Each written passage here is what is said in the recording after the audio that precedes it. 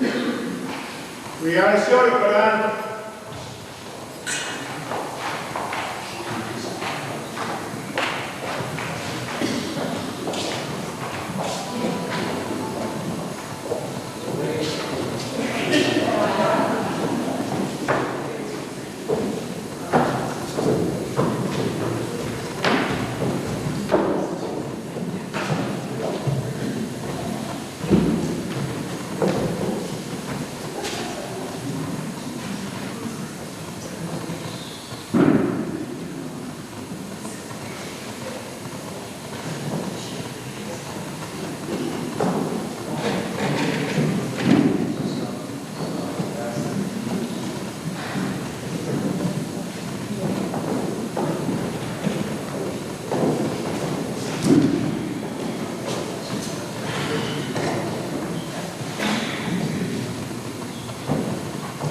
Good evening, ladies and gentlemen, and welcome to the live broadcast of WBRF Playhouse of the Air.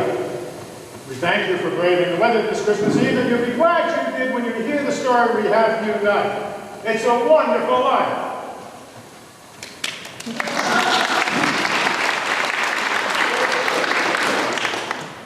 Very good. Thank you, ladies and gentlemen. Remember, this evening's program is being broadcast live from coast to coast, and our listeners are counting on your reactions as a part of their listening pleasure. So don't be shy. Feel free to applaud, laugh, swoon, or cry just as loudly as the spirit moves. I'm getting a signal from our stage manager that we will be going live on the air in just less than 3 minutes, which allows me just enough time to introduce you to the fine acting ensemble who will be performing this evening's entertainment. You know him from Chick Carter, Boy Detective, and Cowboy Romance, playing George Bailey, the hero of tonight's story, Mr. Jake Moran.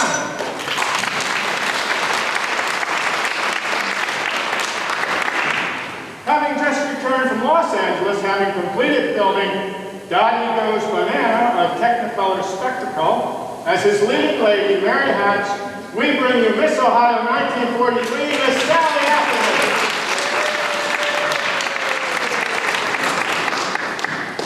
WBRF Playhouse of the Air listeners have heard our next little lady in roles ranging from Mother Cabrini to Salome, in playing small-town siren, Violet Bitt, and others in this evening's story. I give you Miss Lana Sherwood.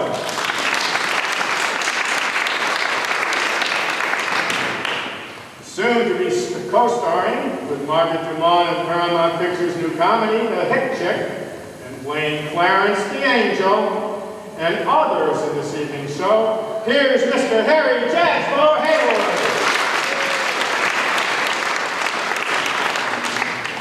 Known all up and down the eastern seaboard for her expertise in the world of sound effects, Foley artist extraordinary, Miss Margie Riley.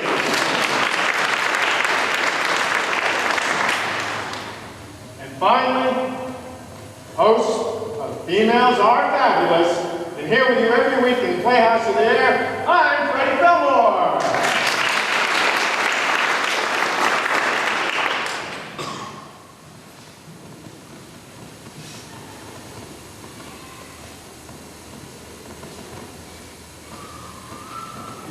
I'm getting the signal from our stage manager that we'll be on the air in 20 seconds.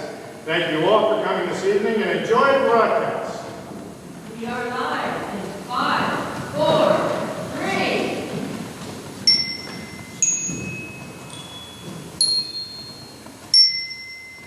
WBRF in New York City.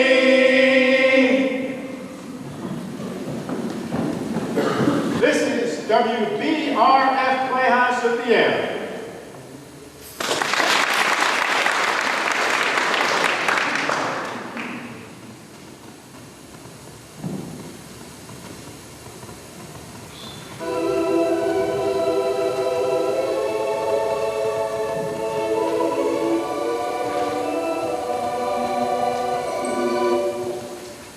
Good evening, ladies and gentlemen, boys, girls, young and old, old and new. Greeting from WBRF Studio A in Manhattan, New York, right here in the USA.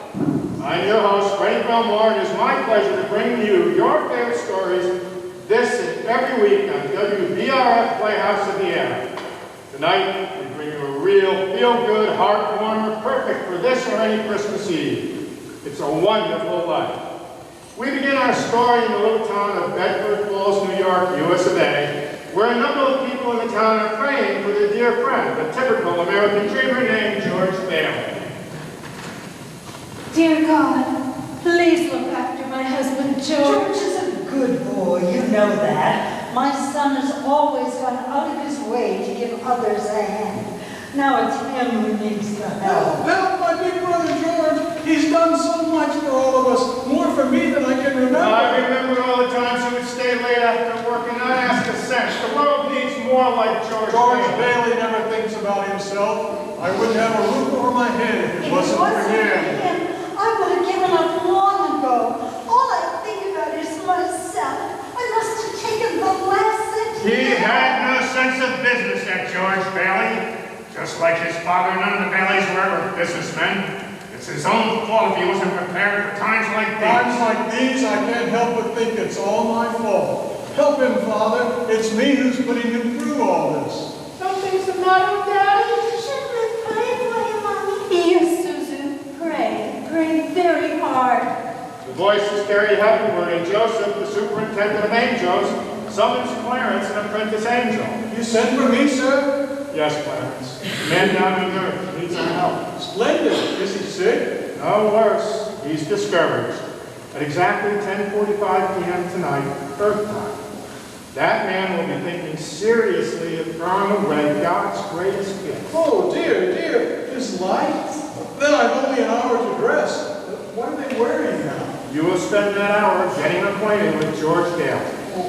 Sir, if I could accomplish this mission, might perhaps I win my wings? I've been waiting for over 200 years now, and people are beginning to talk. What's that book you've got there? Oh, The Adventures of Tom Sawyer, sir. I was reading it when you sent for me. Oh, fine book. Excellent. Well, you do a good job with George Bailey, and we'll see about your wings. Thank you, sir. Now, if you want to help George, you'll want to know a little something about him. Look, see the town? Why, yes, a group of young boys sledding down snow-covered hill onto the ice. This is amazing. Yippee! Who's that? That's your problem, George Bailey. A boy? That's him when he was 12, back in 1919.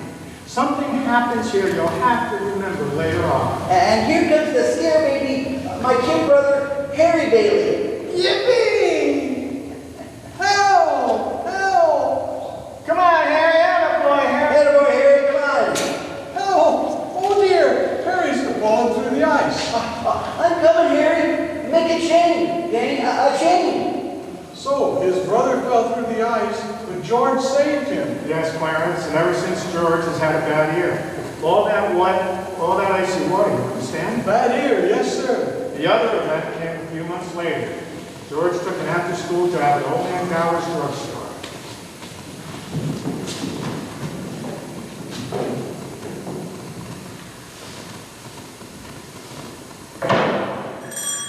It's me, Mr. Gower, George Bailey. You're late. Yes, sir. Hello, George. Hello, Mary. Hello, Violet. 2 cents worth of shoelaces, Violet? Mary was here first. I'm still thinking. Shoelaces? Please, Georgie. I like him. You like every boy. What's wrong with that? Here you are. Bye, Georgie. See you later, maybe. Made up your mind yet, Harry? I'll take chocolate. With coconuts? I don't like coconuts. You don't like coconuts? Say, brainless, don't you know where coconuts come from? Well, look at here. From Tahiti, Fiji Islands, the Coral Sea. What's that you got there?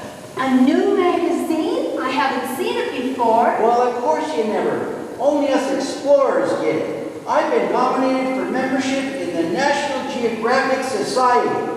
Let me get your ice pick. Is this the ear you can't hear on, George? George Bailey, I'll love you till the day I die. I'm going out exploring someday. You watch. and I'm going to have a couple of herons and maybe 3 or 4 wives. Wait and see.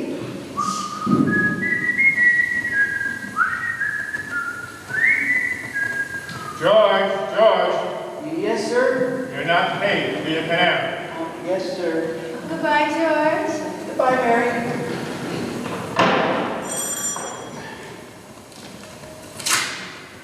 What was that piece of paper George just picked up? It's a telegram from Mr. Gower. He found out this morning that his son died of influenza. Oh, awful. Yes, and he spent the afternoon drowning his grief in whiskey. Mr. Gower, do you want something? Anything? No, Anything I can do back here? no. I'll get them, sir. What's this bottle, Mr. Gower? Never mind that. Those capsules over to Mrs. Blaine's. Oh, yes, sir. They have the diphtheria there, haven't they, sir? Is it a charge, sir? Yes, it's charged. Mr. Gower, I think... Where are you going? Yes, sir.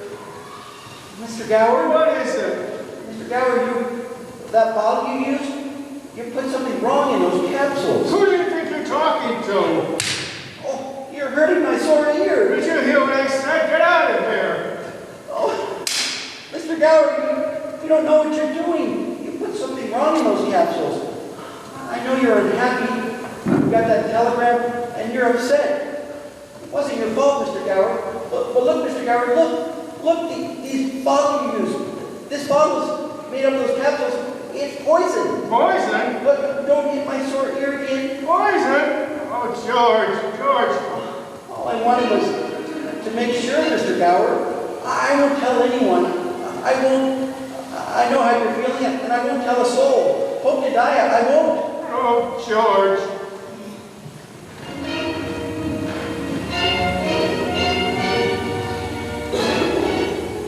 Did he ever tell anyone about those pills? Not a soul. Did he ever marry the girl? Did he ever go exploring? We'll get there soon enough, Clarence. When George Bailey grew up, he wanted to go to college, but there just wasn't the money.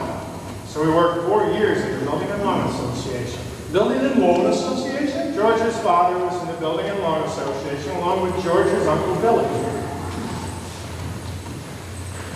George, what's the combination to the safe? You wrote it down so you wouldn't forget it. That's right. Where? Your wallet, Uncle Billy? Thanks. Lovable fellow, just forgetful is all. Who's that? That's Henry F. Potter, the richest and meanest man in all the county. Peter Potter's here. Mr. Bailey. There's nothing quite so loathsome as a family business. Now, Peter, you know what I'm here for. I'm on a very tight schedule. A family to evict at 3. Okay then, Mr. Potter, here's the thing. I just need a little more time. Just 30 short days. I'll dig up that 5,000 somehow. Have you put any real pressure on those people of yours to pay their mortgages? Times are hard, Mr. Potter. A lot of people are out of work. Then park closed. I can't do that. These families have children. They're not my children. But they're somebody's children, Mr. Potter. Are you running a business or a charity board? Well, all right. With my money. Mr. Potter, what makes you such a hard-skulled character? You have no family, no children. You can't begin to spend all the money you've got. So I suppose I should give it to miserable failures like you and that idiot brother of yours to spend for me? He's not a failure. You can't say that about my father. George. You're not. You're the biggest man in All town. right, son. Thanks. I'll talk to you tonight. Oh, don't let them say that about you, Pop. Tonight. What kind of business are you running here? Good God, man.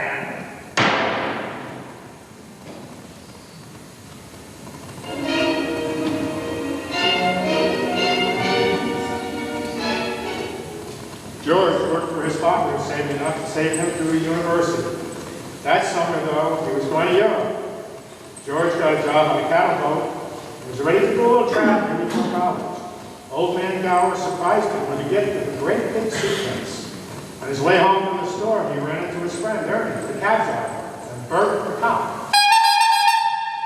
Hey, Ernie. Hey, George.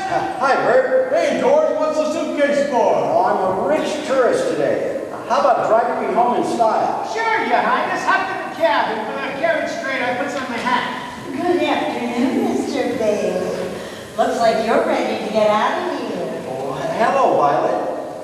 Hey, you look good. That's some dress you got there. Oh, this old thing? I only wear it when I don't care how I look. I'll see you later. How'd you like? Yes. Want to come along, Bert? We'll show you the town. No, thanks. Think I'll go home and see what the wife's doing. Damn it again.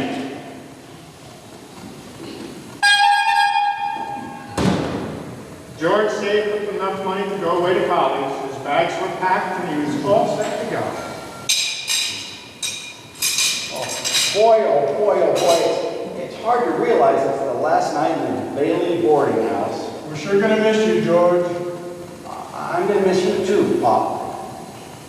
What's the matter? You look tired. Oh, I had another tussle with old man Potter today. Oh, I thought when we put him on the board of directors, he'd ease up on us. I wonder what's eating that old money-grubbing buzzard anyway. He's a sick man, frustrated and sick, sick in his mind, sick in his soul, if he has one. Hates everybody that has anything he can't have. Hates us mostly, I guess.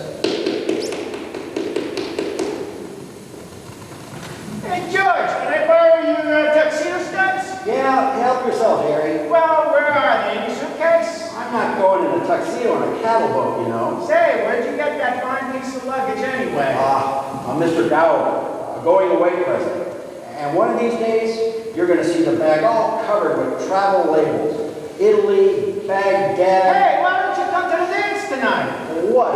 Have you bored to death? Well, you wouldn't want to bet your death. Lots of pretty girls. Hey, I've got to hurry. I wish we could send Henry to college with you, George. Well, we have that all figured out. You see, Harry will take my job in the building alone, work there for 4 years, then he'll go. He's pretty young for that job. Well, no younger than I was. You were born older, George. I suppose you've decided what you're going to do when you get out of college? Oh, well, you know, what I've always talked about. Building things, designing new buildings, plan modern cities. Still after that first million, are you? Oh, no, I settled for half that cash. Of course, it's just a hope, but you wouldn't consider coming back to the building alone, would you? I know it's too early to talk about it. Oh, I couldn't face being cooped up for the rest of my life in that shabby little office. Oh, I'm sorry, Paul. I didn't mean that remark, but this business of nickels and dimes and spending all your life trying to figure out how to save 3 cents on a length of pipe, I'd go crazy. I want to do something big, something important. You know, George, I feel that in a small way we are doing something important, satisfying a fundamental urge. It's not too much for a man to want his own roof and walls and fireplace, and we're helping him get those things in our shabby little office. I know that. I wish I felt, but I've just been hoarding pennies like a miser in order to, well, most of my friends have already finished college. I just feel like that I would get away, I'd bust. Yes, you're right, boy. This town's no place to live if you aren't willing to crawl to Potter. You get yourself an education, then get out of here. I'm glad you see what I'm talking about. Say, I think I'm going to go downtown on Old Main Street. Last night in town hall. Oh, have a good time, son.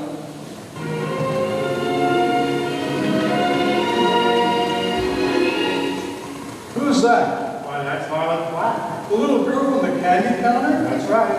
Hello, Georgie Porgy. Oh, hello, bye. What gives? Oh, nothing. Where are you going? Oh, I'll probably end up at the library. Georgie, don't you ever get tired of just reading about things? Yes. What are you doing tonight?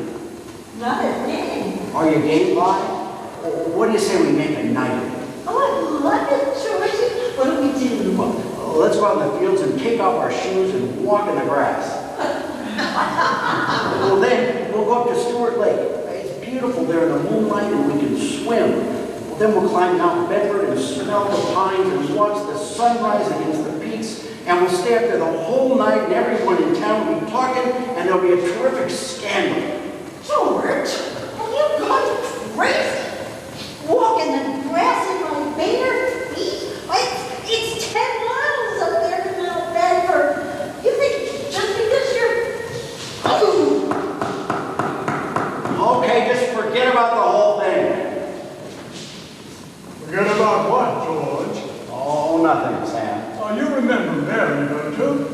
George. Hi, Mary. Say, you wouldn't mind walking Mary home, would you, George? Of course not. If that's okay with you, Mary. Fine by me. Great, thanks.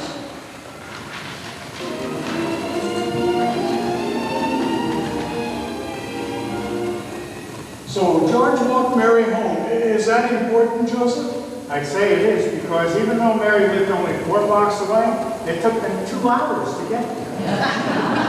Buffalo gal, won't you come out tonight? Come out tonight. Come out tonight. Buffalo gals, won't you come out tonight and dance by the light of the moon? Hot dog, old boy. Just like an organ. Gee whiz. Beautiful. You know something? If it wasn't me talking, I'd say you were the prettiest girl in town. Well, why don't you say that? I don't know. Maybe I will. How old are you anyway? 18. 18. Too young or too old? No, just right. You age it fits you. Hey, look where we are. Oh, the old Granville house. Yeah, I've got to throw a rock. Oh, no, don't. I love that old house. Well, no, don't you know about deserted houses? You make a wish and then you throw a rock. But George, it's such a lovely old place. I wished I lived there. In there? I wouldn't live there if I was a ghost. Now, watch this. How about it, huh? Pretty good shot, eh? Broke a window, huh? What did you wish for, George? Well, not just one wish, a whole hatful, Mary. I'm shaking the dust of this crummy little town off my feet, and I'm going to go see the world. Italy, Greece, the Parthenon, the Colosseum. Then I'm coming back here. I'm going to college and see what they know. And then I'm going to build things. I'm going to build airfields. I'm going to build skyscrapers 100 stories high. I'm going to build bridges a mile long. And then I'm going to... Hey, what are you doing? Are you going to throw a rock too? Hey, that's pretty good. What'd you wish for, Mary? Oh, no. If I tell you, it may not come true. Hey, Mary, come on. What do you want, huh? Do you want the moon? All you gotta just say the word now. Okay, the moon. I'll take it. And then what? Then what? I'll throw a lasso around it, pull it down. Then you can swallow it and it'll dissolve, see?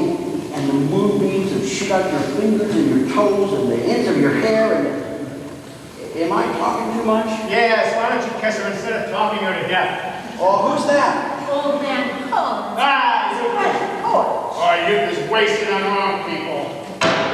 Hey, hold on. Hey, mister, come back out here and I'll show you some kissing that'll put hair back on your head. You come back out here right now. George! Oh, Uncle Billy. George, get in the car quick. Your father's had a stroke. Oh, I'm sorry. I've got to go, Mary.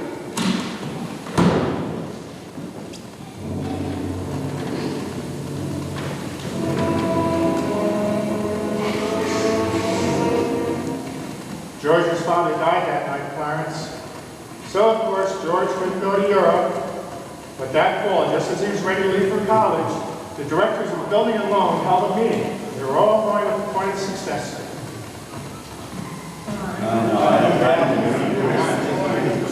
I want the board to know that George gave up his trip to Europe to help straighten things out here these past few months, and it was greatly appreciated. I think that's all we'll need from you, George. Thank you. Good luck for you at school, and I know you're anxious to make a train. Well, yes, I have a taxi waiting downstairs. Mr. Chairman, I'd like to get to my real purpose. I claim this institution is not necessary to this town. Therefore, Mr. Chairman, I make a motion to dissolve the building and loan and turn its assets and liabilities over to the receiver. It's too soon after Peter Bailey's death to discuss chloroforming the building and loan.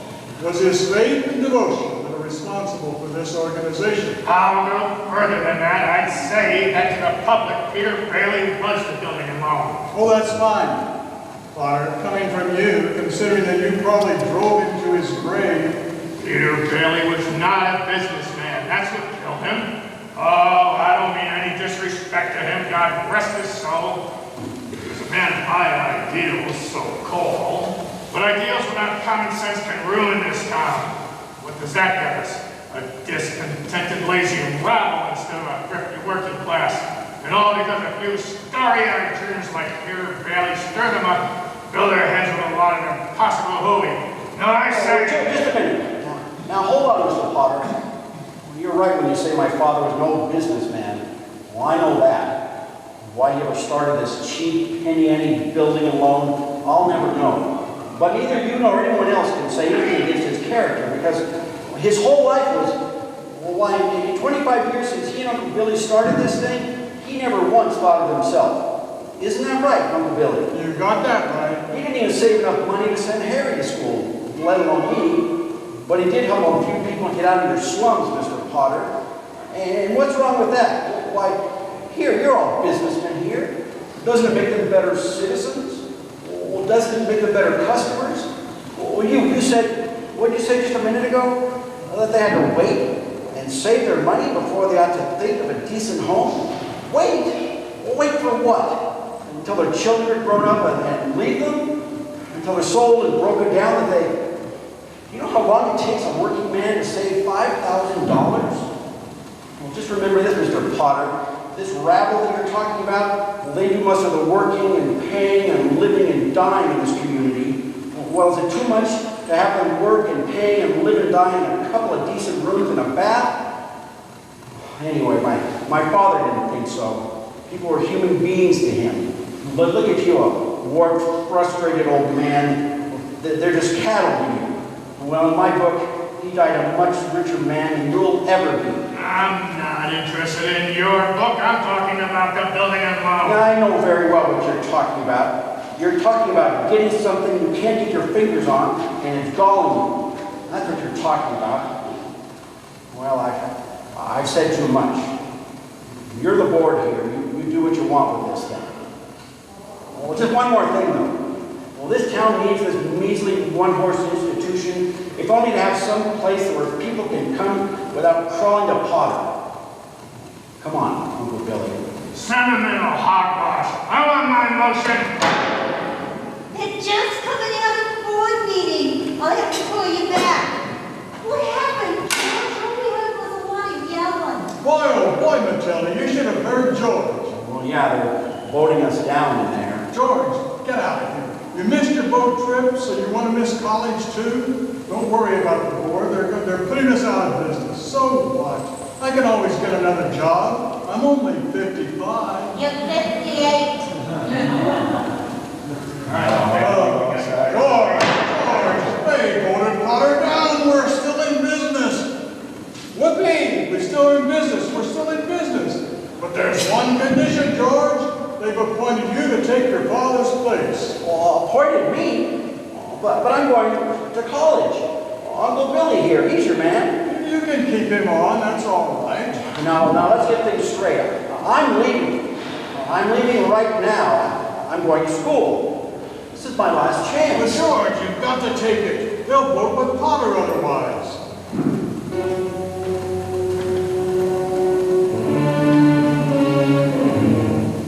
So George Bailey didn't go to college? That's right, Clarence. He gave his college money to his brother Harry, and Harry went instead. Well, what happened to that good-looking girl? You know, Mary? George saw her now and then. Not very often, though, because Mary went away to school, too. Anyway, George waited 4 years more for Harry to come back and take over the building alone. Then he could still see the world. He planned to work in the oil fields of Venezuela. There she blows. Hey, say, Uncle Billy, you know the 3 most wonderful sounds on earth are? Breakfast is served, lunch is served, dinner is served. No. Anchor chains, plane motors, and train whistle. Here's the professor. George Geographic Explorer Bailey. Uncle Billy, you haven't changed a bit. Nobody ever changes around here, you know that. Oh, am I glad to see you. Say, where's Mother? Well, she's home. Cooking the fattened calf. Oh, come on, let's go. Oh, wait. This is Ruth Bacon. Ruth Bacon Bailey, don't mind. Huh? Well, I wondered you might have a surprise. Here she is, meet the wife. Well, what do you know? Why? Well, how do you do? Oh, what am I doing? Congratulations, Harry. Why didn't you tell somebody? What's a pretty girl like you doing marrying this two-headed brother of mine? Well, I'll tell you, it's purely mercenary. My father offered him a job. Oh, he gets you and the job. Harry's cut running loose. Come on, Ruth, let's go ahead and leave the bags for the fellas. All right. George, about that job. Ruth spoke out of turn. I never said I'd take it. You've been holding the bag here for 4 years, and I won't let you down. It's all right, Harry. It's all right.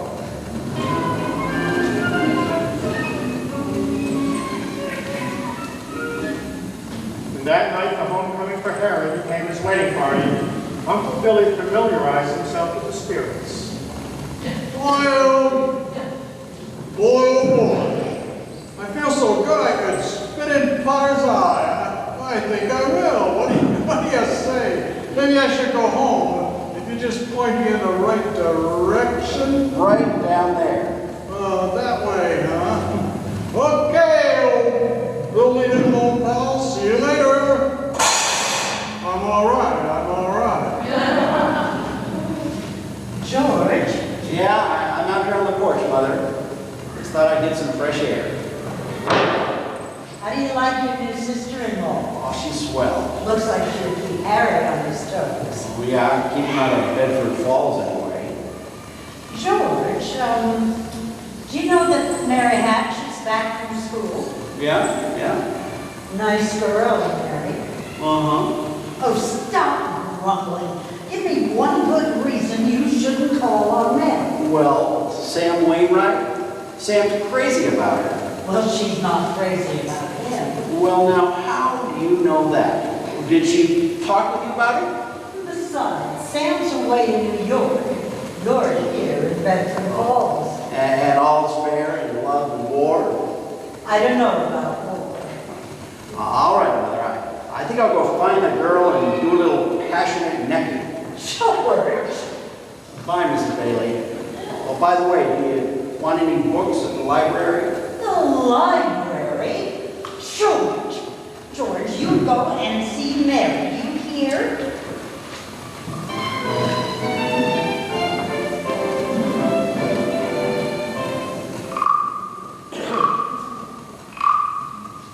Hello, George. Oh, hello, Mary. I just happened to be passing by. Your mother called and said you were on your way over to pay me a visit. My mother called you? Well, how did she know? Well, she just... Well, I didn't tell anybody. I just went for a walk and happened to be passing by. What do you? Well, I went for a walk, and that's all. When did you get back? Tuesday. Would you like to come in? Well, I guess since I'm here. Say, where'd you get that dress? Do you like it? Oh, it's all right. I thought you'd be going back to New York with Sam and Francie and the rest of them. Oh, I worked there a couple of vacations, but I don't know. I guess I was homesick. Homesick? Oh, for Bedford Falls? Yes, and my family and, oh, everything. Would you like to sit down?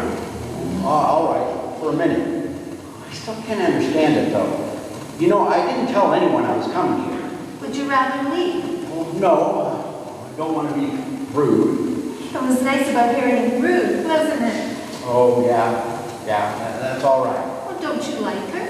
Well, of course I like her. She's a peach. Oh, it's just marriage in general you're not enthusiastic about, huh? No, marriage is okay for Harry and Sam Wainwright and you. Mary? Mary, who's out there with you? It's George Bailey, Mother. George Bailey? What does he want? I don't know.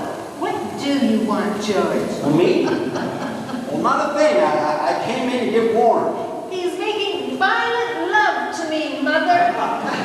You tell him to go right back home.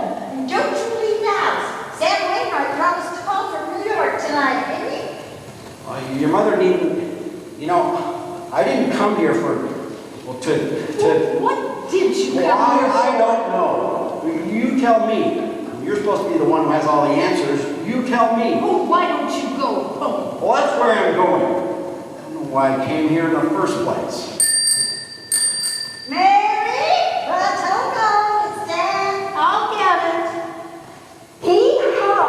Hello, Sam.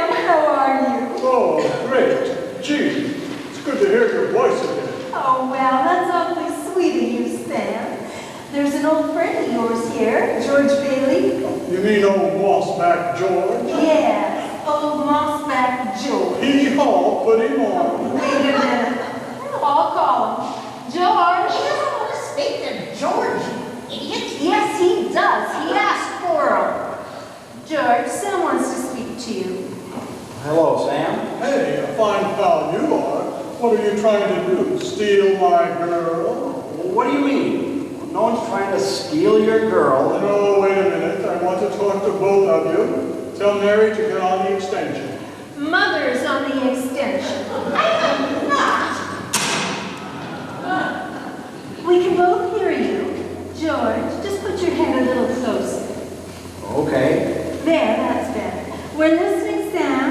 I have a big deal coming up. We're going to make all of us rich, George. You remember that night at Martini's bar when you told me about making plastics out of soybeans? Huh? Yeah. Soybeans, yeah. Well, my father's checked into it. George, you see, and now he's going to build a factory outside of Rochester. How do you like that? Rochester? Why Rochester? Well, why not? Can you think of anything better? Oh, I don't know. Why not right here in Bedford Falls? You remember that old Tool and Machinery Works? Well, you tell your father he can get that for a song. And all the labor he wants, too. Half the town was thrown out of work when they closed down. That's so. Well, I'll tell him. Hey, that sounds great. Oh, maybe I knew you'd come through. Now, here's the point, George.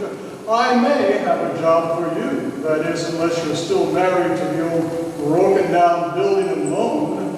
Oh, Mary. I'm here. You tell that guy I'm giving him a chance of a lifetime, you hear? He says it's a chance of a lifetime. Give me that phone. Now you listen to me, Mary. I don't want any plastics, and I don't want any job, and I don't want to get married, ever, to anyone. You understand that? I want to do what I want to do, and you're not going to... Oh, Mary. Sure. Oh, Mary, I love you. Sure. I love you, too.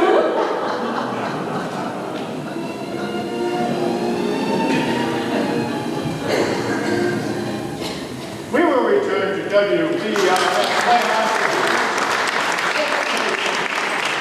A wonderful life in just a few moments. But first, gentlemen, does your hair resemble a dried out bird's nest full of dandruff flakes? Do you plaster your hair down like a cheap J-Lo, smelling to high heaven? What a stink! When a girl gets a dander at the tip-top of your noggin, do they go? Ew! Well, here's a friendly hint that may just help you out in the romance department. Starting tomorrow, why not try Bremel Hair Tonic? Yes, sir, you'll be heading for success with Bremel groomed hair. A success with the gals and on the job. Bremel always keeps hair looking mighty attractive, always in place, a real sex appealer. Bremel Hair Tonic does lots more than keep your hair handsome looking. Bremel, the swag hair tonic, makes your filthy bird nest clean. A little dab will do ya, all the pretty girls will scream. Not only will they love it, your heart will start out quickly. Bremel, the sweaty hair tonic, your dandruff will be history.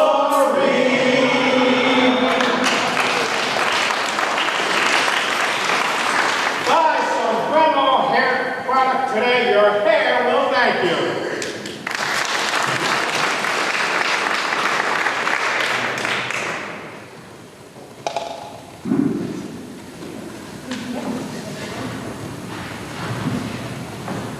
There will be a 10-minute, 15-minute writing intermission.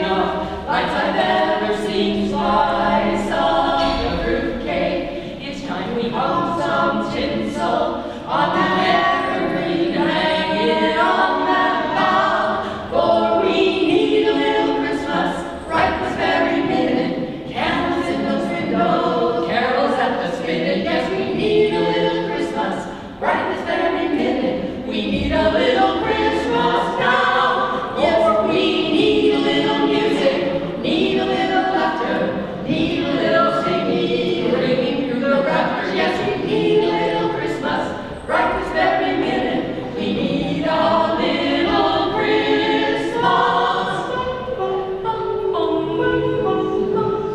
Need a little Christmas now.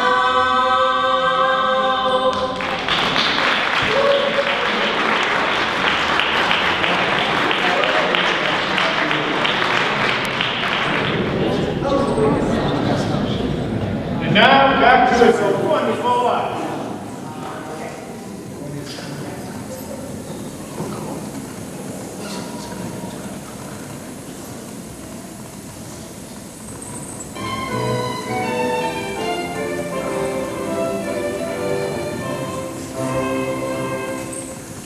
George and Mary were married. Following the wedding reception, George's old pal Ernie, the cab driver, drove the happy couple to the train station. Hey, where are you two going on this honeymoon? Oh, we're gonna shoot the works, Ernie. A whole week in New York, a whole week in Bermuda, the highest hotels, the oldest champagne, the richest caviar, the hottest music, and the prettiest wife. And here's the kitty earning $2,000. I feel like a bootlegger's wife. Ha, ha, so you're finally getting out of Bedford Falls, eh? Then what? Then what, honey? After that, who cares? Now that does it. Hey, Mrs. Bailey, I haven't kissed you since... Hey, George, there's something funny going on over there. Look over there at the bank. It looks like a run. Huh? Well, pull over there a minute, will you, Ernie? George, let's not stop. Please, let's go straight to the station. Oh, no, wait a minute. I better see what this is. I'll be right back. George, please, George.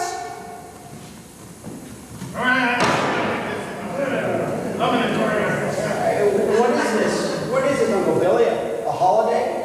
Why are the doors locked? There's a crowd out front. This is a pickle, George. All right, now, what happened? All I know is the bank called her loan. I had to hand out all our cash. All of Every last cent of it? it. Holy mackerel! And then I got scared, George, and I closed the doors. Our charter said we need to stay open until 6 o'clock, or we'll lose our license. Billy Brothers Building and Loan. Get me, George. George, it's Potter.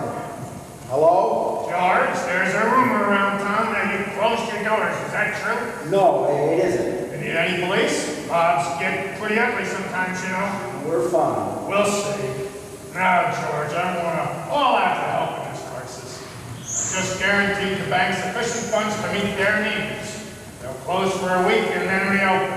I may lose a fortune, but I'm willing to guarantee your people too. Just tell them to bring their shares over here, and I'll pay them 50 cents on the dollar. Oh, you don't miss a trick, do you, Potter? Well, you're gonna miss this one. If you close your doors before 6 p.m., you will never reopen. You just took over the bank, Billy.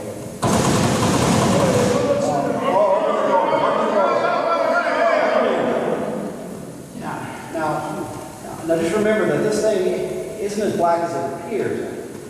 I have some good news for you folks. I've just talked to old man Potter, and he's guaranteeing cash payments at the bank. How about our money, George? Where's our money? Now please, wait a minute. Listen to me. You're thinking of this place all wrong. The money's not here. Oh, now wait a minute. Let me tell you, your money's in people's houses. It's in the Kennedy house, and the McLaren house, and in your house, and hundreds others. Now, what are you going to do? Foreclose on them? I got $242 in here. $242 ain't gonna break anybody. All right, Charlie, all right. Now, you'll get your money in 60 days. 60 days? Well, now that's what you agreed to when you bought your shares. I got my money. Old man Potter's taking over the bank. He'll pay you 50 cents on every dollar. Now, wait a minute. Please, folks, please. Don't leave. I beg you, do not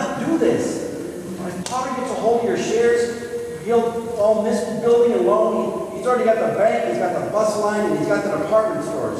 And now he's after us, because he wants to keep you living in his shacks and paying the kind of rent he decides to charge. Now, we can get through this, all right, but we've got to stick together. We've got to have faith in one another.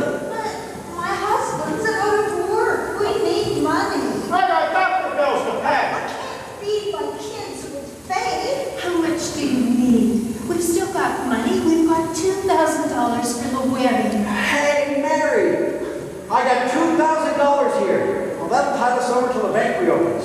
All right, Charlie. Now, how much do you need? $242. Charlie, just enough to tide you over till the bank I'll reopens. take $242. Okay. Uncle Billy, give Charlie $242. Okay, all right. Hey, now how much do you need to get by? $20, I suppose. Now we're talking. Now, Mrs. Thompson, how about you? But it's your own money, George. Never mind that. How much do you want, Mrs. Thompson? Could I have $17.50? 7. Bless your heart. Of course you can have it. Uncle Billy, give her $17.50. You pay it back when you can. Pay it back when you can, all right? All right. Who's next? Look at the clock. Look. 5 seconds. 4 seconds. 3, 2, 1. 6 o'clock. We made it.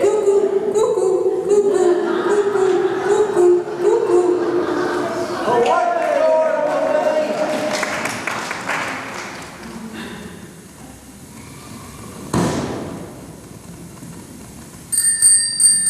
Oh boy, we're still in business and we've got $2 left. Bailey Brothers building it. Just a minute, George. There's a call for you. Oh, look, when you get my wife on the phone, she's probably over at her mother's. Mrs. Bailey is on the phone. I don't want Mrs. Bailey. I want my wife. Oh, Mrs. Bailey. Oh, that's my wife. Mary, hello? Listen, dear, I'm sorry. What? Come home? What home? 320 Sycamore? What? Whose home is that?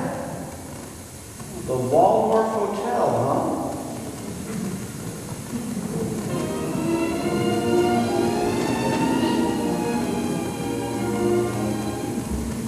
That doesn't look like the Waldorf. Oh, no. Number 320 Sycamore was the old Granville house. One George and Mary threw rocks at and made wishes. Mary had prepared the house, including a turkey dinner, romantic decorations, and even a marriage bed. Welcome home, Mr. Bailey. Well, I'll be. Remember the night that we broke the windows on this old house?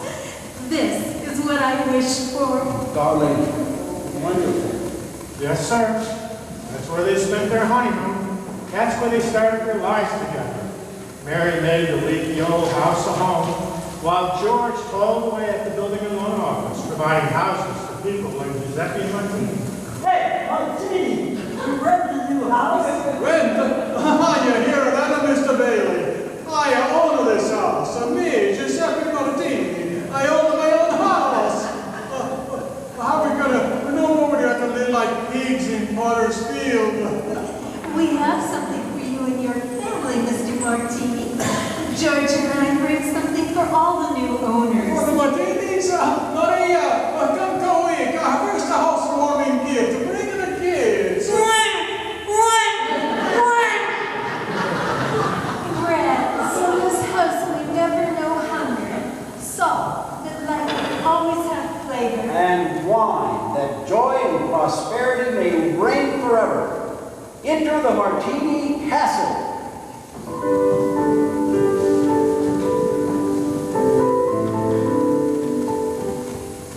Bailey houses were popping up all over the place, mostly owned by people that used to live in Potter's Field. And Potter had just about enough of that. So after a couple of years, old man Potter decided to call our George into his office. Sit down, George, sit down. Have a cigar. Oh, thank you, sir.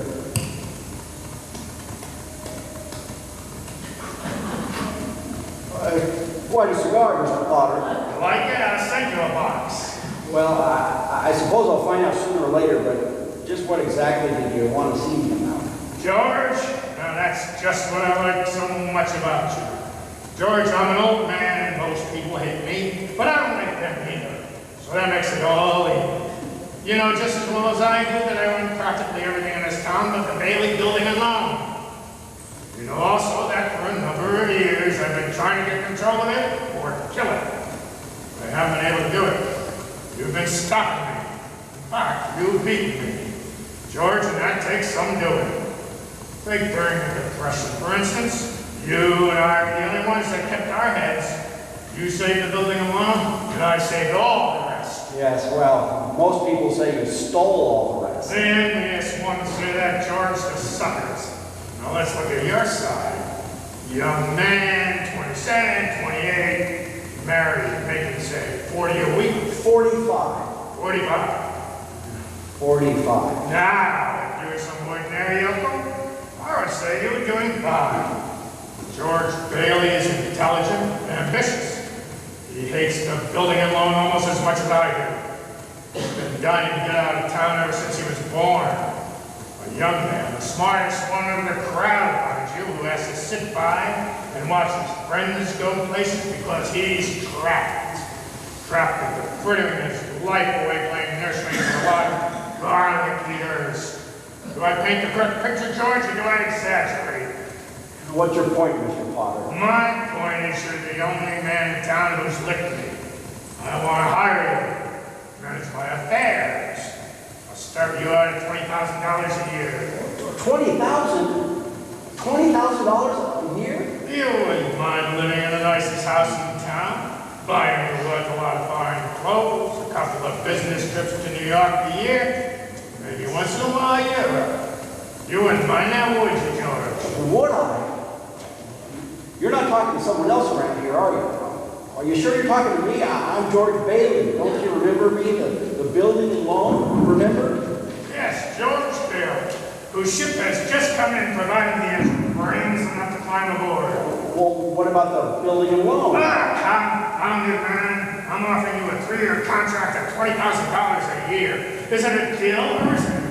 Mr. Potter, I know I had to jump at the chance, but I wonder if you might give me 24 hours to think about it. Sure. You go home and talk to your wife. Yeah, I'd like that. In the meantime, I'll draw up the papers and soon you'll be managing my affairs. Your affairs? No. The answer is no, doggone it.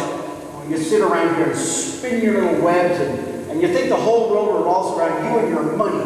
Well, it doesn't, Mr. Potter. In the whole vast configuration of things, I'd say you were nothing but a scurvy little spider.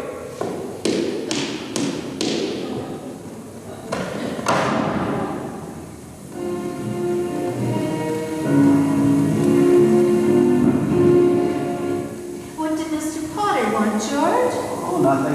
Just talk, nothing. Oh, gee, Mary Hatch. Why in the world would you ever marry a guy like me anyway? To keep from being an old maid. I was going to see the world. I was going to build things. I was going to give you the moon. What have I given you? What have I given you? Not even a new dress, not for months. You could have married Sam Wainwright. Anyone else in town. I didn't want to marry anyone else in town. I want my baby to look just like you. Oh, you didn't even have a honeymoon. I promised you. You're what? My baby.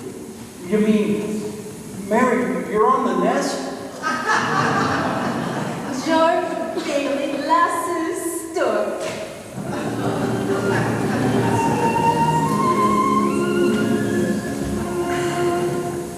Well, Mary had her baby, a boy. You don't say. Then she had a girl.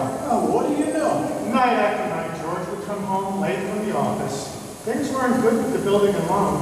Potter was really bearing down hard. Then came the war. Mary had another baby by then, but still had time to run the USO. Gower and Uncle Billy sold war bonds. Violet entertained the troops. Bert, the cop, was wounded in North Africa, got the Silver Star. Ernie, the taxi driver, parachuted into France. Harry, Harry Bailey topped them all. A Navy flyer, he shot down 15 planes. 2 of them as they were about to crash into a transport full of soldiers. Yes, but George, what about George? George? 4F on account of his ear. George fought the battle of Bedford Falls. Harry Gordon, paper drawings, scrap drawings, rubber drawings. On BE Day, he wept and prayed. BJ Day, he wept and prayed again. We're getting pretty close to the day, aren't we, sir? Yes, Clarence. You know now almost everything you have to know about George Bailey, except what happened that finds him down there at this moment, wanting to die. Well, sir, well? Well, today's the day before Christmas, and Billy is at the bank to make a deposit when he ran into Old Man Potter. Well, Mr. Harry F. Potter, come to the bank to deposit some more loot, huh? Sure, you old fool. How do you like the news in the paper, Mr. Potter? Harry Bailey wins Congressional Medal of Honor. Just can't keep those Bailey boys down, can you? Let me see that news. Here you go. Sorry, I can't chat, you old thief. Gotta make a deposit.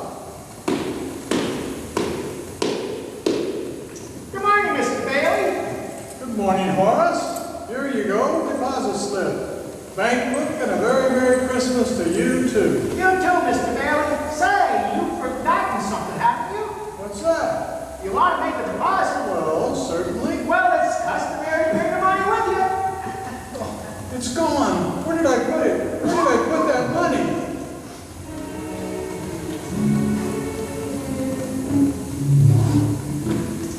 A terrible thing, Clarence, terrible. Uncle Billy couldn't find the money because the envelope of the $8,000 was folded up in that newspaper he gave to Old Man Potter. At the same time as Billy started looking for the deposit, Byron came to visit George at the building alone. Oh, hello, Vi. Suppose you're getting things set back at the house for the party tonight. You know you're invited. What's wrong? You see right through me, don't you? How much do you need? Oh, I hate doing this to you, George, but I won't be asking for any more after this. Well, you plan on robbing a bank, Vi? I'm going to Manhattan. What's in Manhattan? Everything's in Manhattan. A new start, at least. That's a big step, Vi. What's the matter with starting a new life right here in Bedford Falls? Well, I'll be. Never thought I'd hear that from you, George Bailey. I thought you hated this place. Well, I did. But this town has a charm of its own. You should give tours, maybe. I'm just thinking of you, Vi. Manhattan's a big place to take on your own. I've made a decision. There's a midnight train tonight, and I plan to be on it. It takes a lot of character to leave your hometown and start all over again. Here's some dough. Oh, no, George, Oh, don't. what do you want to do? Hawk your furs and that hat? Want to walk to New York? You know, they charge for meals and rent up there just the same as they do here in Bedford Falls. Yeah, sure. It's a loan. That's my business, building and loan. Besides, you'll get a job. Good luck to you.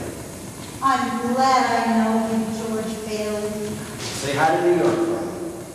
Merry Christmas, George. George! Uncle, what's going on? The bank examiner's coming today, and Today? Yeah, wants the account payable. What's the matter with you? The money, the $8,000. What? Uncle Billy? What happened to I it? don't know. I was going to deposit it, and when I went to the bank, I didn't have it. $8,000, Uncle Billy. The bank's examiner's in town, and it's not our money. It belongs to the depositors. I'm so sorry, George. I just don't know what happened. Well, the first place you look is in your coat pocket. I told you to put it there when you left. I'm no good, you, George. I'm no Then good. let's go. We have to retrace your steps. We'll leave no stone unturned.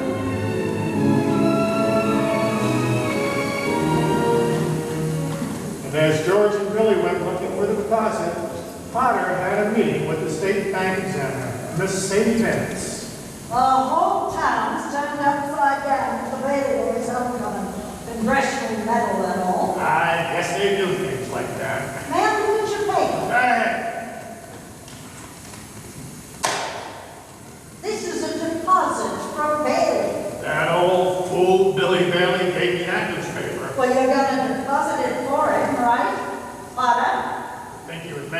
foolish mistake. Look how much it is.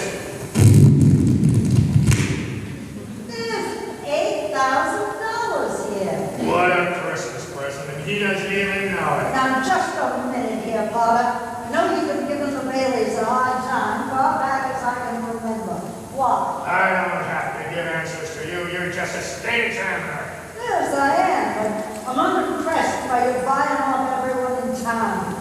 Oh, that's it. You could never buy the Baileys. What? You heard what I said. The Baileys always stood for something you always wanted. They're so jealous of. They're honest. You're fired. You can't fire me. I'm staying with you. And what's more, I'm not going to turn my back. This is stealing from the Baileys. Something like this would certainly cause them to fold. Yes, and after 25 years. Finders keeper, you know that. He gave me the money. It was his own fault. Besides, there's not a court in the county that'll find me guilty. And we all know what. Does the family see?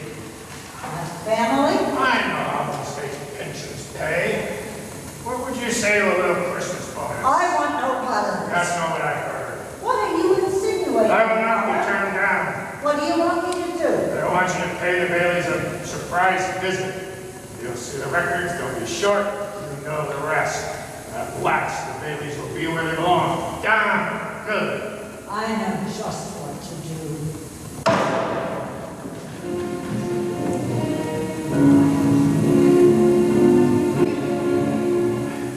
And did you put the envelope in your pocket? Yeah? Oh, Maybe. Uncle Billy, we've got to find that money. No good to you, George. Do you have any secret hiding places here in the house? I've gone over the whole house, even in rooms that have been locked ever since I lost your Aunt Laura. Listen to me. Well, think. I can't think anymore, George. It hurts. Well, where's that money, you stupid, silly old fool? You realize what this means? It means bankruptcy and scandal and prison. Well, one of us is going to jail. Well, it's not going to be me.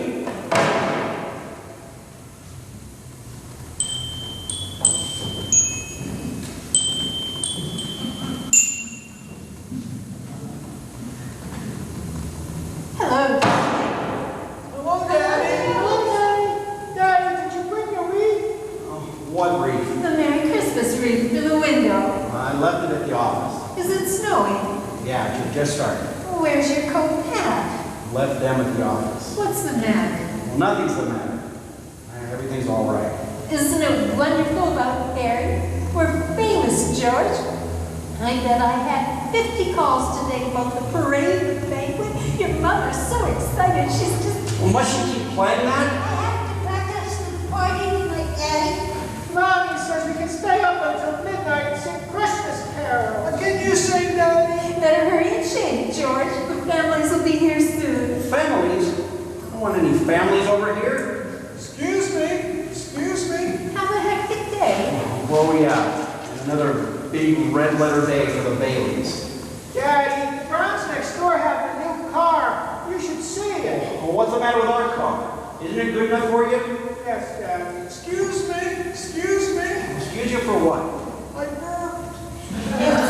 It's all right, darling. You're excused. Now go upstairs and see what little Zuzu wants. Well, what's the matter with Susan? Oh, she caught a cold. Caught it coming home from school. And I gave her a flower as a prize, and she didn't want to crush it, so she didn't button up her coat. Well, what is it? A sore throat? Well, the doctor says it's nothing serious. A doctor was here? I called him right away. Is she running a temperature? Just a teensy one. Gosh, and this old house. I don't know why we don't all have pneumonia. This drafty old barn. Might as well be living in a refrigerator. Why do we have to live here in the first place and stay around this measly, crummy old town? George, what's wrong? Wrong? Everything's wrong. You call this a happy family? Why do we have to have all these kids? Yeah, how do you spell frankincense? I don't know. Ask your mother. Where are you going? Up to see Zuzu.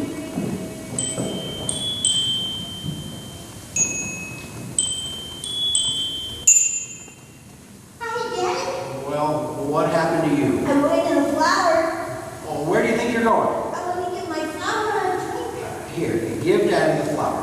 I'll give her a drink. Look, Daddy.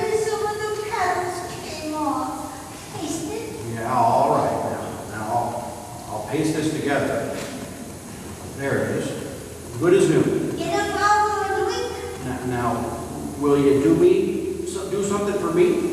What? Will you try and get some sleep? Sleepy, I don't know my flower. I know, but you just go to sleep and then you can dream about it. And it'll be a whole garden. Hey, will you? Uh-huh.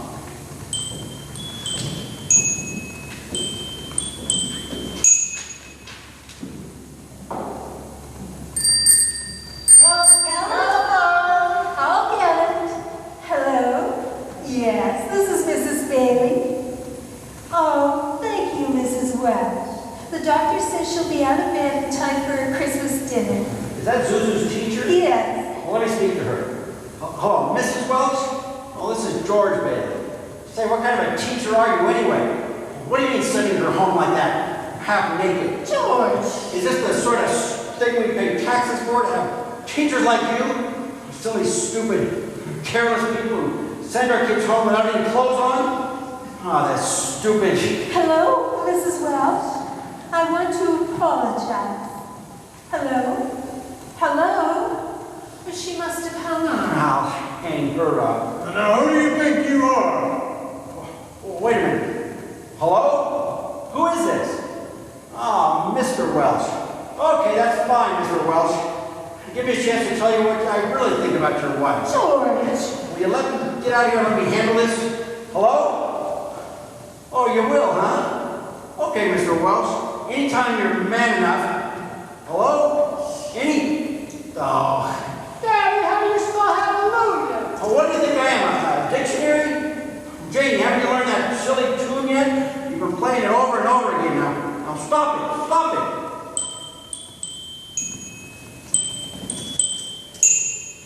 George, what are you doing? I'm sorry, Mary. Janie, I'm sorry. I didn't mean you go on and practice. Pete, I owe you an apology too. I'm sorry. What did you want to know? Nothing, Dad. What's the matter with everyone? Janie, go on. I told you to practice. Now go on, play. Daddy. George, why must you torture the children? Why don't you just... Mary. Where's Daddy going?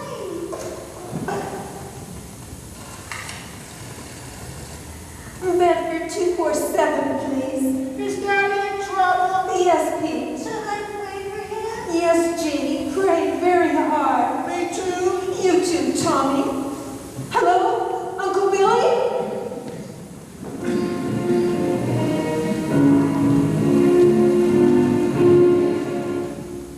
So that's it, George.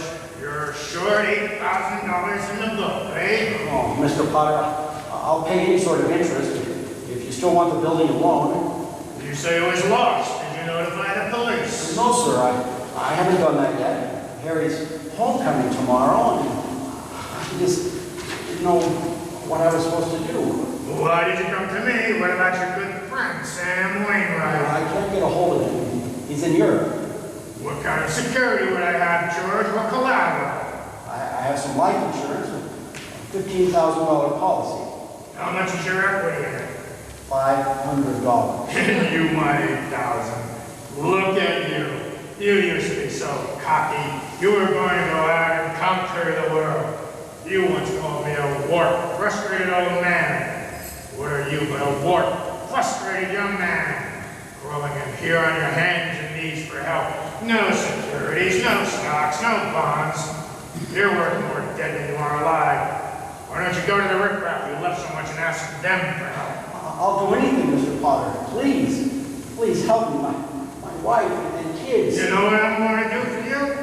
As a stockholder of the building and loan, I'm calling the state examiner to get a warrant for your arrest. Misappropriation of funds, manipulations, malfeasance. Mr. Potter, please, you can't. They can't arrest me. Go on and run. You can't hide in a little town like this. Merry Christmas, George.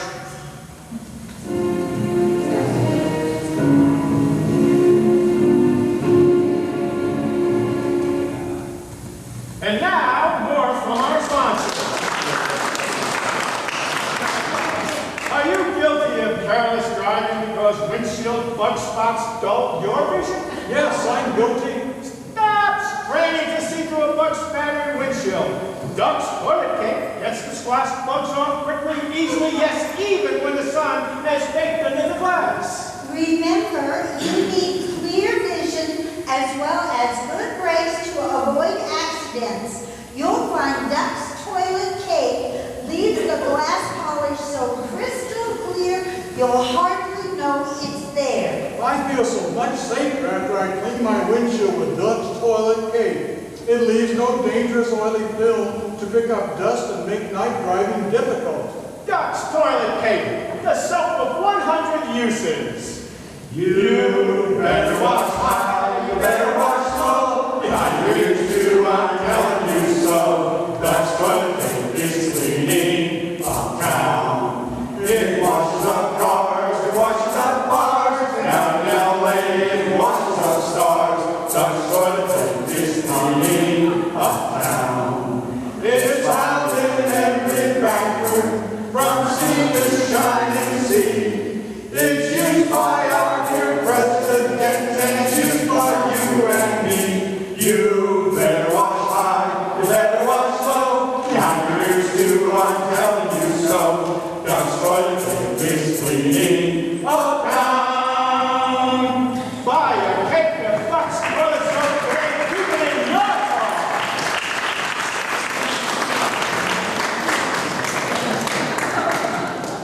And now, the dramatic conclusion of It's a Wonderful Life.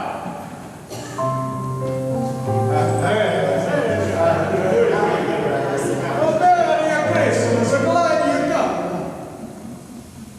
How about some of that good spaghetti? Oh, we got everything. Where's George, sir? Where? After running out of Potter's office, George ended up in Martini's bar. He had a couple of drinks, Clarence. He was just sitting. What's he saying? Who is he? God, dear Father in heaven, I'm not a praying man, but if you're up there and you can hear me, show me the way. I'm at the end of my rope. Show me the way, God. Are you all right, George? You want somebody to take you home? Why you drinking so much, my friend? You don't feel good. Please go home, Mr. Bailey. Bailey? You say Bailey? Who's Bailey? This gentleman is a Mr. Bailey, George Bailey. George Bailey, huh? And the next time you talk to my wife like that, you'll get worse. It isn't enough she slaves teaching your stupid kids how to read and write. You've got a ball around. You get out of here, Mr. Welch. You're here, my best friend. You get out. All right. Oh, Mr. Bailey, are you okay? Who was that? Oh, Mr. Welch, but don't worry. He don't come to these places no more.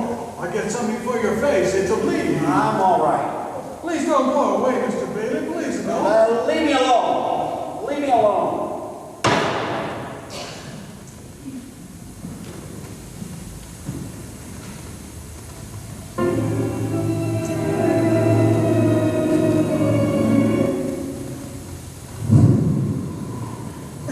George is headed to the bridge now, Clarence. Can you see him? He looks like he's going to jump. It's time, Clarence. Excuse me, you sir. Have you got the time? My watch is dead. Well, thanks just the same. Help! Help! I can't swim! Hold on, mister. I'm coming. Wait, Sam! Bill, now the two of you doing? The storm's not fit for man or beast. Now get out of that water!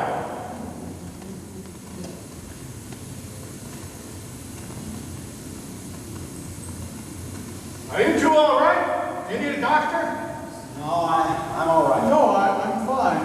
This underwear, I didn't have time to get anything stylish. My wife gave me this on my last birthday. I passed away.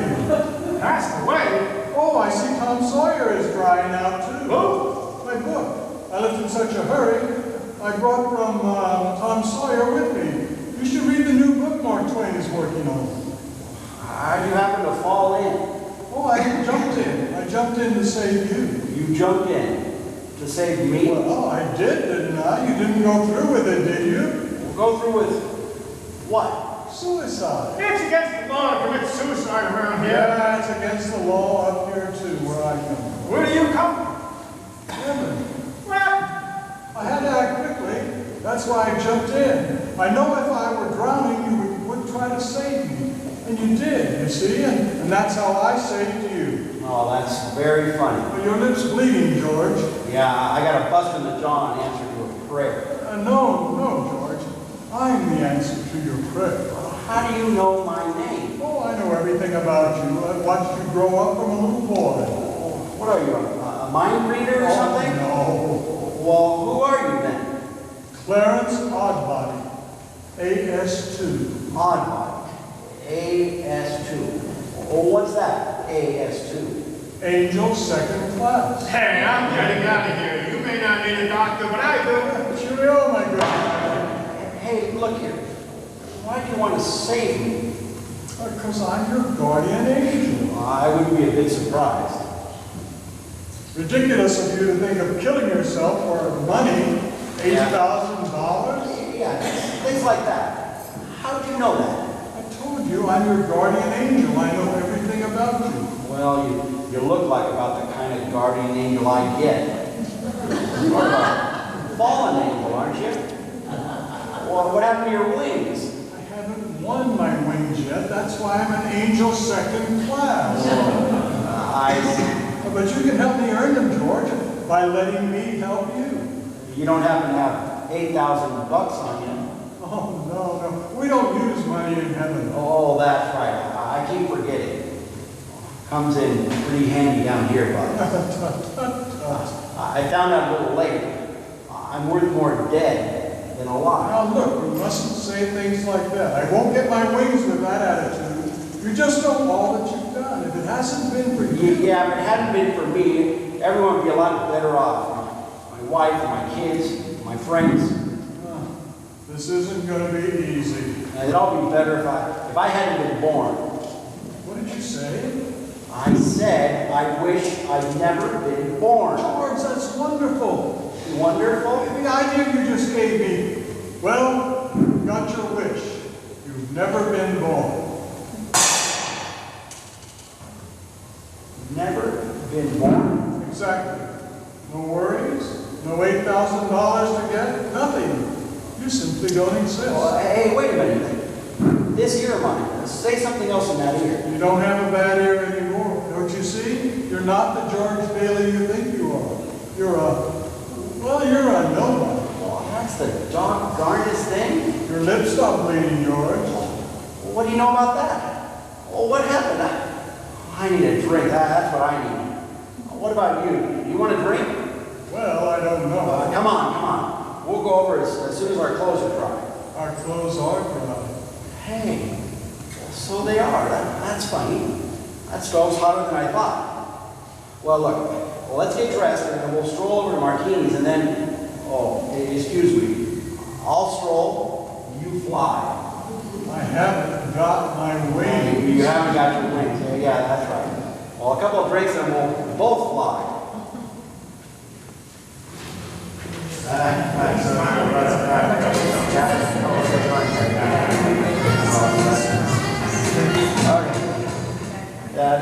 There's a place to sit down. Sit down. Oh, hello, Nick. Clarence, welcome to the best bar in Bedford Falls. Bedford Falls? Don't you mean Pottersville? Pottersville? Hey, where's Martini? Look, I'm the boss. You want a drink or don't you? Okay, all right. Double bourbon. Quick, huh? Okay. What's yours, Bob? I was just thinking of mulled wine. Huh?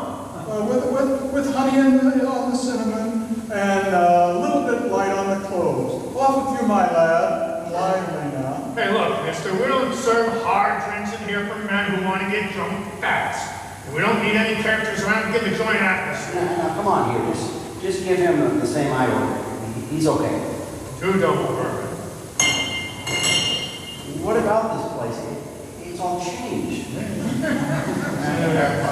All of Bedford Falls have changed. You're having your wish, George. You've never been born. Oh, there'll be lots of things you've never seen before. Oh, good. Somebody just made it. Made what? Every time you hear a bell ring, it means that some angel just got his wings. What did you say? Look, Clarence, I don't think you better talk about angels around here. Don't they believe in angels? Yeah, they believe in them, but, you know, it's Well, just... then why should people be surprised when they see one? Huh? Don't mind him, Nick. He just never grew up. How old are you anyway, Clarence? 293 next May. That does it. Now you two pixies go to the door, the window, go on deck. Where's Martini?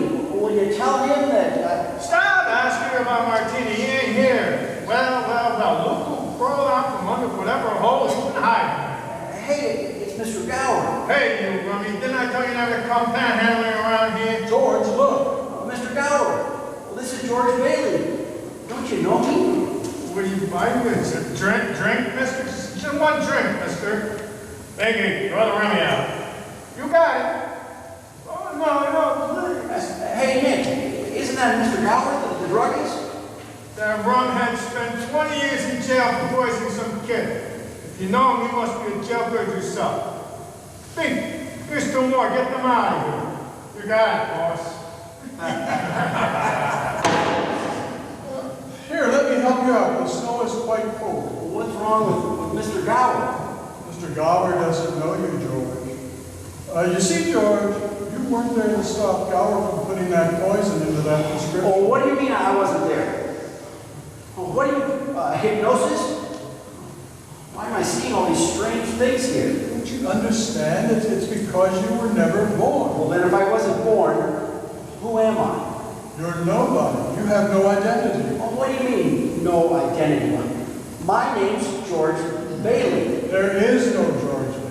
You have no papers, no cards, no driver's license, 4F card, no insurance policy. Zuzu's petals. What? Zuzu's petals. My little girl, some petals fell off her flower. I told her I'd fix it, and I stuck them in my pocket, but they're gone too. Everything's gone. But you've been given a great gift, George. The chance to see what the world would be like if you had never been born. Oh, you're crazy. You're crazy as a bedbug, and you're driving me crazy too. Now look, I'm going home to my wife and family. Do you understand that? And I'm going home alone.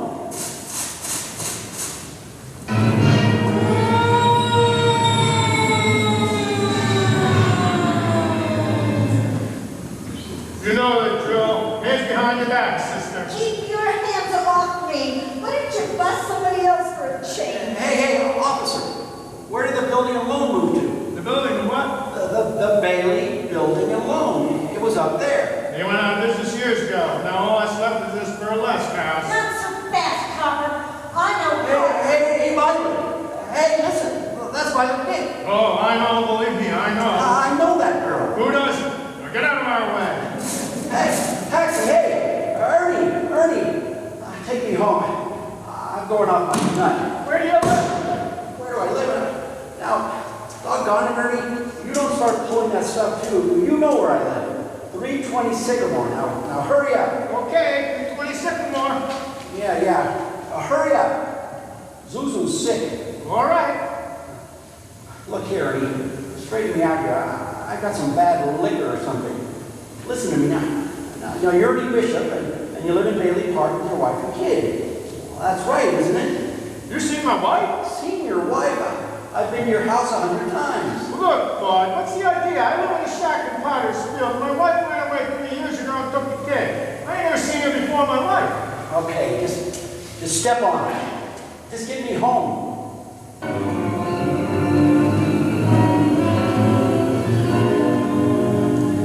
Is this the place? Of course it's the place. Well, this house ain't been for 20 years.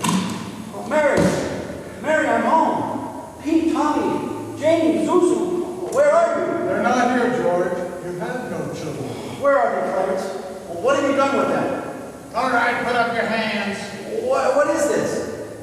No fast moves. Come on out here, both of you. Bert. Oh, thanks heavens you're here. Oh, Bert, what happened to this house? Where's Mary? Where are my kids? Watch him, Bert. Come on. I'm going to take you down to the station. Bert, now listen to me. It's this fellow there. He says he's an angel, and tried to hypnotize Don't me. make me use my nightstick. Bert, I hate to do this, but Run, George, run, run.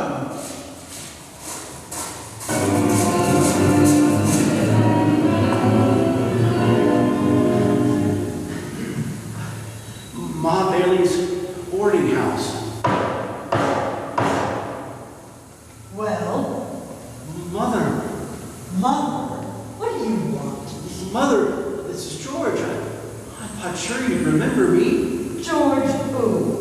You look at Bert, there's no vacancy. Oh, Mother, please try to understand. Something's happened to me. I don't know what it is, but I need a place to stay. Please, let me stay here. I don't take in strangers. I'm not a stranger. I know everyone you know. Your brother-in-law, Uncle Billy. You know him? Well, sure I do. When'd you see him last? Today, over at his house. That's a lie. He's been in the insane asylum ever since he lost his business. And if you ask me, that's where you belong. I'm here again, George. My own mother didn't even know me. Strange, isn't it? One man's life touches so many others, and when he isn't around, he leaves a pretty big hole, doesn't he? Well, look, I've heard of things like this before. You've got me under some kind of a spell. Well, I'm going to get out of that. I've got to. I know I talked to Uncle Billy this afternoon. Now, can he be in the asylum? How can that be? I've got to snap out of this. Now, let me think for a minute. Bailey Park. There is no Bailey Park. You weren't here to build it. We'll see.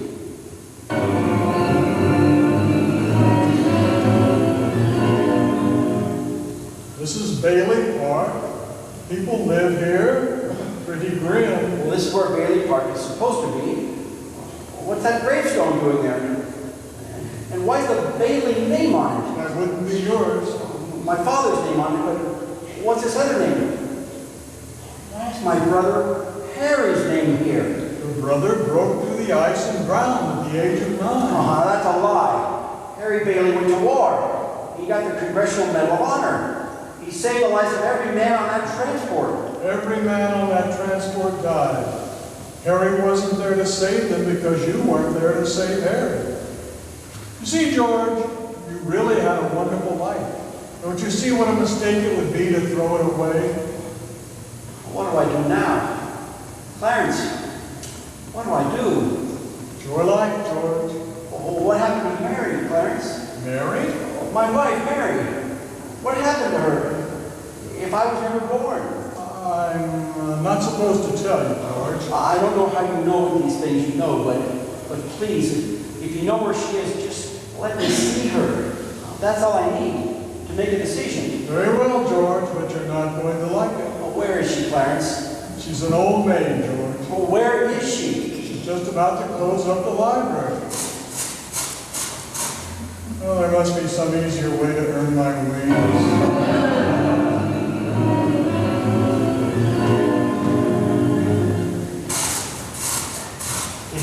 Is the library closed? It's Christmas Eve. We can't stay open all night. Can I ask you something? I really should be getting home. What is there to go home to? That is none of your business, sir. The library is closed. Maybe you should try back on the 26th. Oh, Mary, I'm sorry. How do you know my name? All I know is a couple of minutes. I told you the library is closed. Please, just 2 minutes. That's all I need.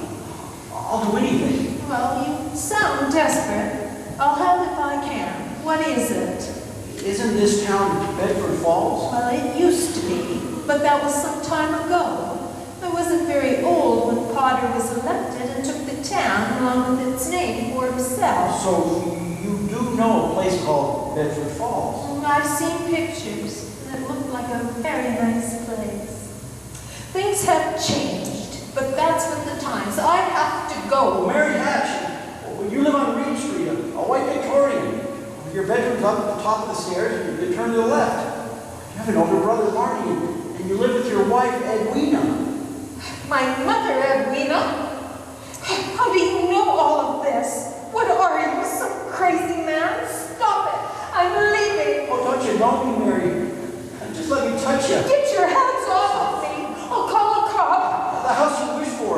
Don't you remember? I told you I don't know you. Let me go.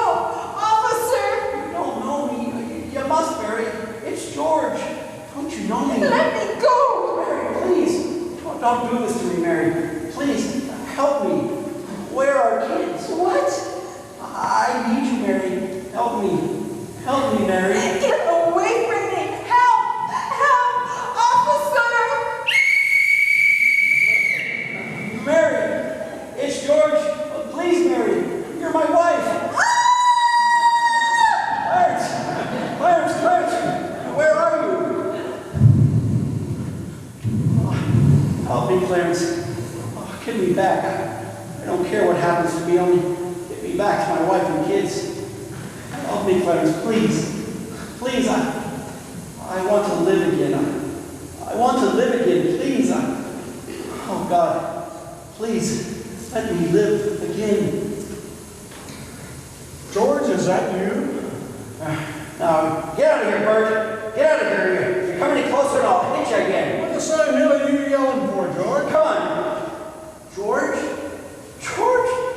Oh, Bert, do you know me? Know you? I've been looking all over town for you. Where you been? Hey, Bert. Bert, I'm alive again, Bert. Sure you're all right. Hey, your mouth's bleeding. It is? Hey, my mouth's bleeding. Bert, look at the blood coming out of my mouth. What are you? Zuzu's petals. Zuzu's petals.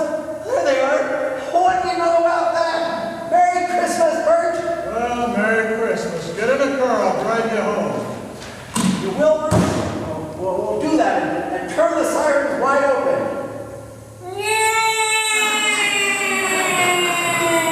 Merry Christmas, Bedford Falls. Hey, Merry Christmas, you wonderful old building alone. Merry Christmas, Mr. Potter. Yippee!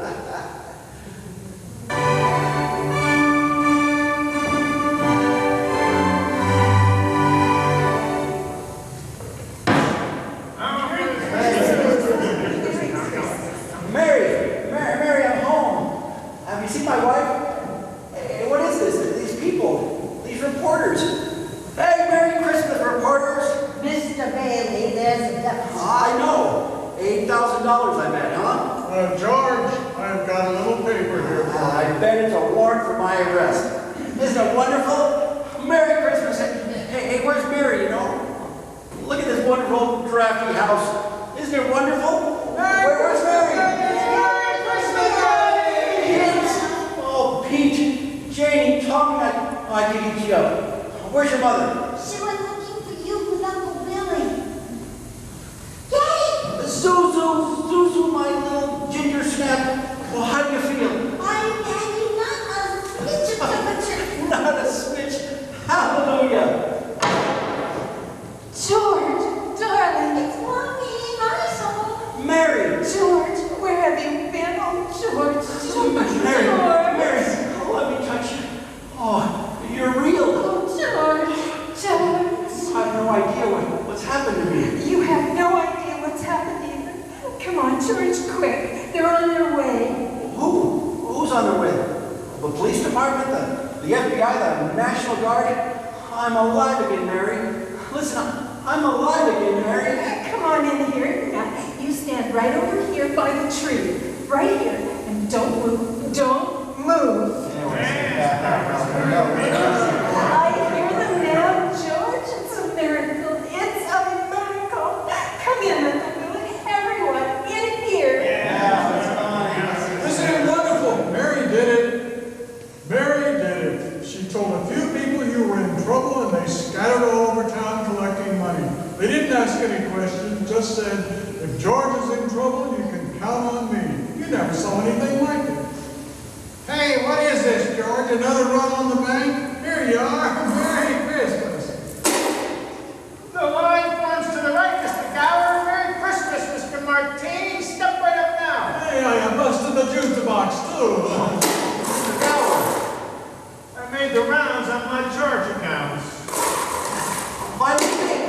I'm not going to go, George. I changed my mind. I wouldn't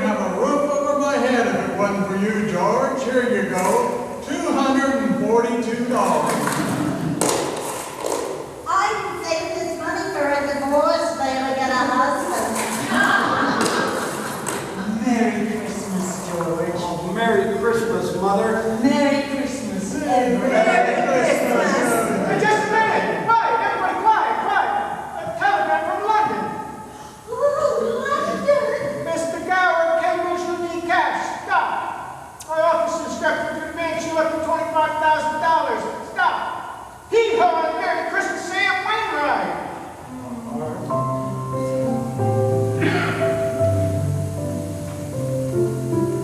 Hark the herald angels sing, glory to the newborn King.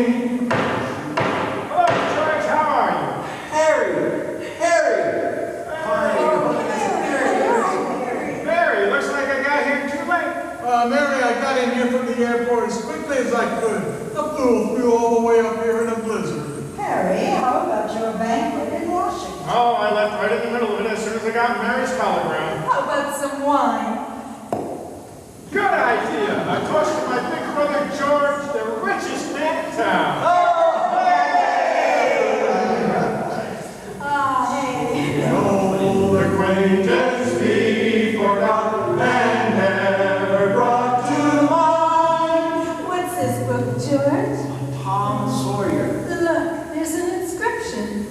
George, remember, no man is a failure who has friends. Thanks for the wings, love, Clarence. What's that?